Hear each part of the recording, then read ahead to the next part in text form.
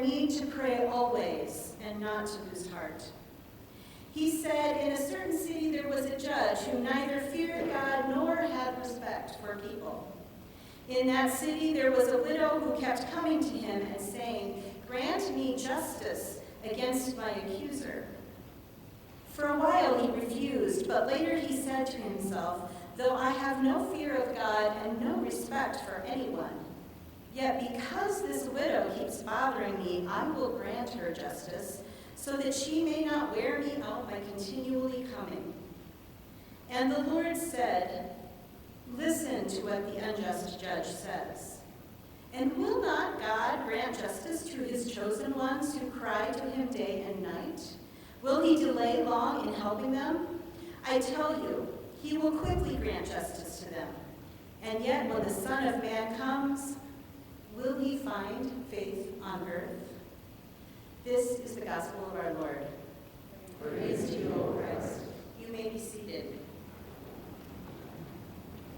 I don't know if Pastor Sarah and Pastor Reed knew what they were doing when they asked me to give a sermon on the church of my experience, or what a path it would lead me down, frankly, because it's been a long one. So I'm going to ask your patience today. This is not the typical well-crafted sermon with the 3 points and whatever. This is more of a meandering journey through the thoughts that came to my mind as I was preparing. So I want to make sure we touch on the gospel first and foremost, because that's what we base everything. So many times we think about being persistent in prayer so that we get God's attention, and hopefully God will respond to us.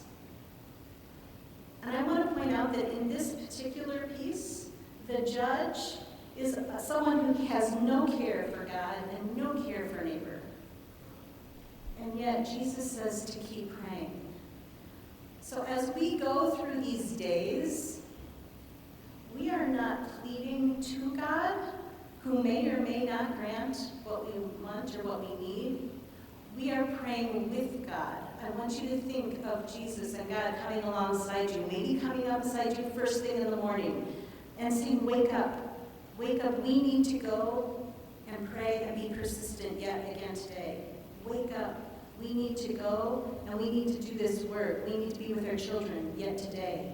Wake up, wake up, I am with you."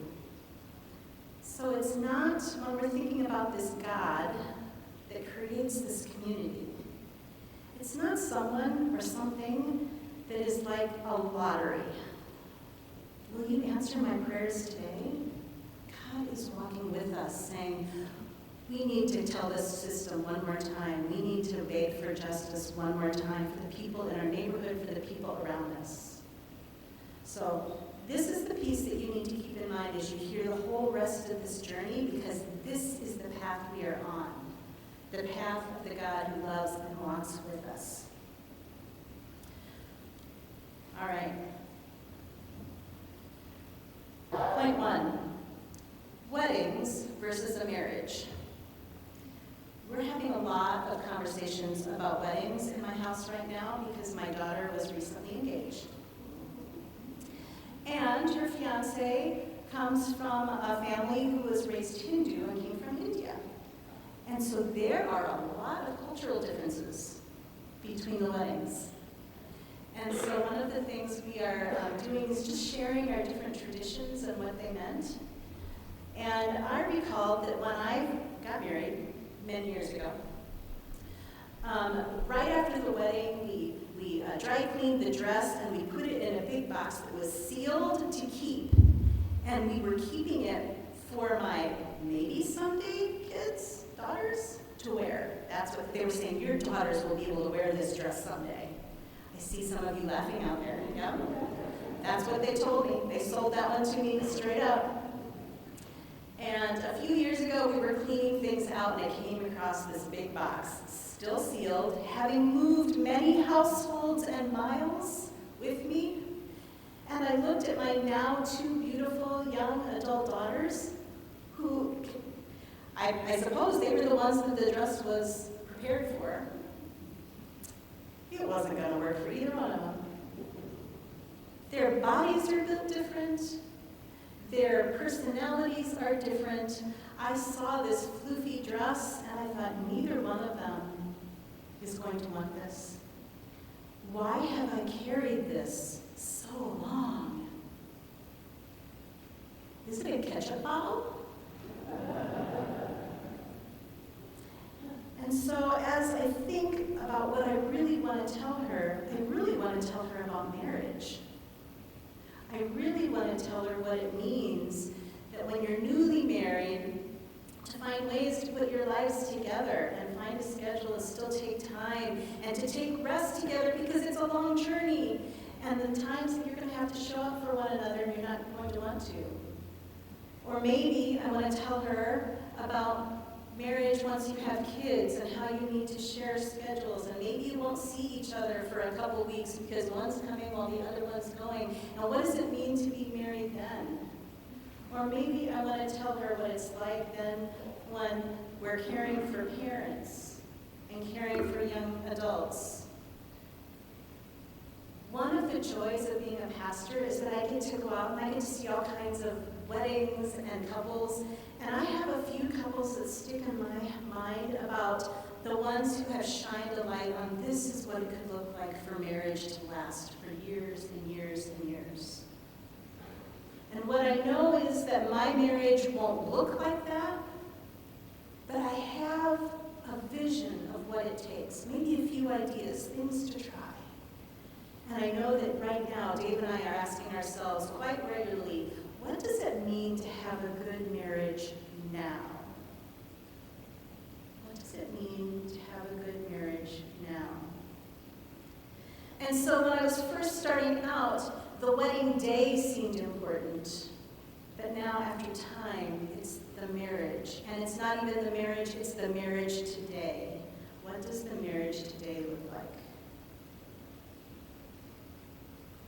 When the Son of Man comes, will he see loving relationships? Will he find faith?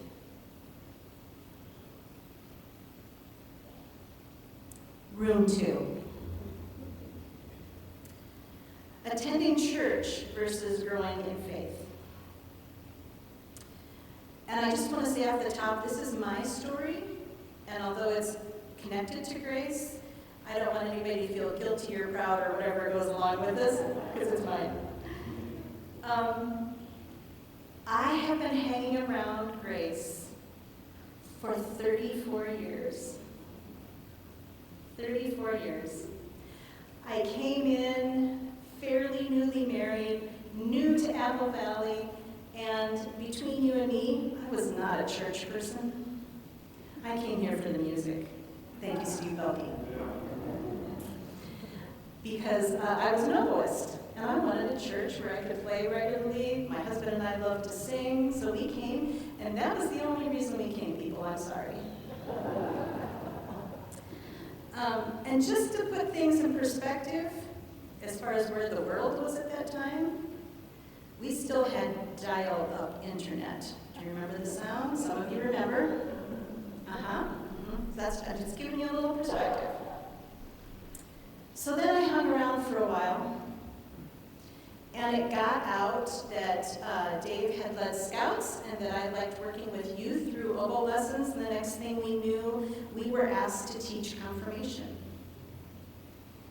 And then I was asked to be the director of confirmation, and I knew nothing about confirmation. So then I decided I would go to seminary to gain a few courses just to learn a little bit more about confirmation so I could do that better. And 10 years later, I graduated with a PhD. I became a diaconal minister and was called to many different places. I left Grace for a while. I became a pastor and started a mission church and went to Stillwater, and then I got a call to Luther Seminary, where I was for 10 years. And this is where I started realizing just how old I was as I added up these years. And then I came back to Grace because I wasn't in church every week. And now I'm in a synod role. I'm assistant to the bishop, brand new. And I'm in many congregations. And I'm sharing this winding story with you because there's a lot of relationship building between God and myself that went through that whole process. It wasn't just me bouncing from thing to thing, and I didn't go willingly. Remember what I said at the beginning, I was just here for the music. But God works in mysterious ways. And so as I thought about how God had continued to work in my life through people, with people, through prayer, through the various experiences I had, I thought, those are two really beautiful relationships that have been in my experience of the church. What else is in my experience of the church? So room 3. How do we move from attending church to becoming beloved community? So then let's get back to the texts from today. They describe God's call against violence and to neighborhood, against rushing into anger and to rest in order to gain patience and endurance, against giving up or ignoring the widow, and to the persistent prayer and gathering. Our identity as a Christian community takes more than having a cross on the building. We want people to come in. Remember, I came in as a skeptic. We want to come in and have people come and join us and say, what is here? Why are these people kind to each other? Why can they be together when they are so different? Why can they be together across the generations? What does it look like to be God, God's presence in a community? This isn't just a question for you, it's an honest question for me, because my work means that I bounce from congregation to congregation, even while I live in one place. I get to see some congregations that feel like couples have kind of fallen into a rut and have been doing the same thing day after day, year after year, no longer asking questions about who are we or how should we be together at this time. And I see other congregations who ask quite regularly, who are we and how shall we be at this time?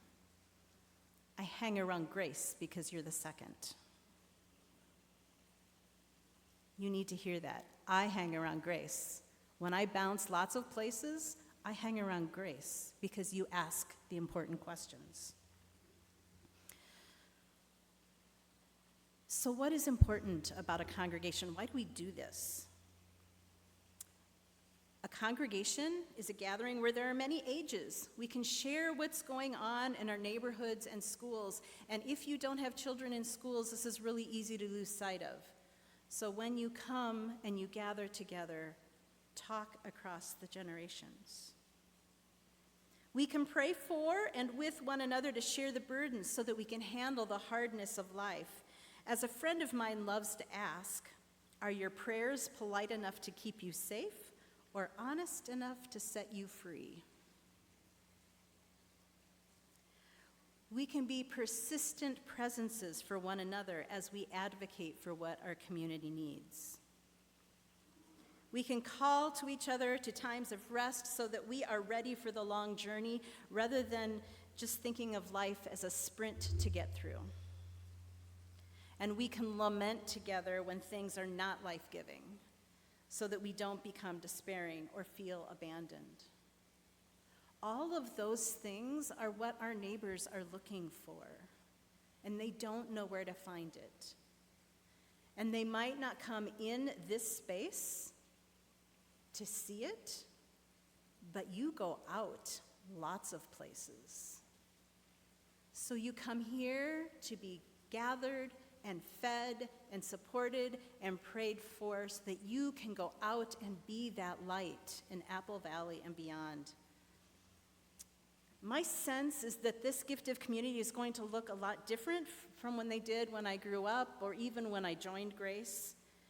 And if you are here and you're someone who's finding it difficult to connect, you're just touching your toe in, let us know. Because the honest thing is, there might be ways that this church runs that we do automatically and we don't realize that it's getting in your way. And if you're someone who's been here for a long time, maybe take the time to think about, are we still doing this in glass ketchup bottles, or would there be a better way to do what we hope this will do? And think about what it means to be church and be together at this time. Grace is a particular gathering of God's people in a particular place, particular time. Just like my wedding dress was inappropriate for my daughters, we have to wonder what grace is appropriate for in Apple Valley. We also have to be clear and bold about what is being centered in our faith at this time, especially when there's a lot of interesting information about who God is and what God believes. Remember that family, the family, Hindu family that I'm being married into, we love them. But their ideas of Christianity, of what they're picking up from just the ether right now, I have a lot of work to do. And I can only imagine that you all are experiencing that the same way. So be clear. Being clear about what you believe and how you believe is not a problem. It's only if you say that everybody has to believe the same thing you do. People will wonder about what the beauty is in your peace. So today in the forum, we're going to be talking about Grace's gifts and Apple Valley's needs. And we're going to imagine together, in a very basic way, what God might be inviting Grace to do right now. And so as we think about this incredible God who comes alongside us in persistence and acts of justice, keep thinking about, what does it mean that God comes with us and we are God's presence in this community? Thanks be to God.